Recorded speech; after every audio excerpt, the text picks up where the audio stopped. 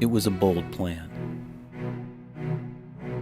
For the first time, NASA's Operation IceBridge would bring its P-3 aircraft down to Antarctica, land at the Sea Ice Runway at McMurdo Station, and use that temporary 8-foot-thick sheet of ice as a base station to travel to remote areas of the continent, including some that had never before been surveyed from the air in such detail.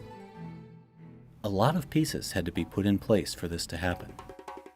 It took 18 months to plan the mission, including mapping and prioritizing each potential science flight, providing specialized training for the flight crew, and getting the P-3 ready to operate far from home and without the luxury of a dedicated hangar.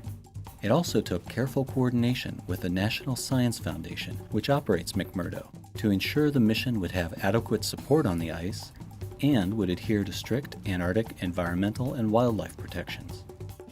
After installing IceBridge's 9 science instruments, the team then flew to the U.S. Antarctic Program's hub in Christchurch, New Zealand, where they were issued NSF polar gear and got safety training. After a 1-day weather delay, always a possibility when traveling south, the team boarded a U.S. Air Force C-17 aircraft for their flight to Antarctica.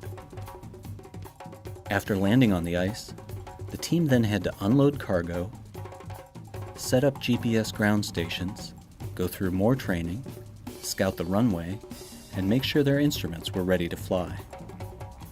Meanwhile, the P-3 and its flight crew made their 5-day journey from NASA's Wallops Flight Facility in Virginia, across the United States, and then over the South Pacific toward McMurdo.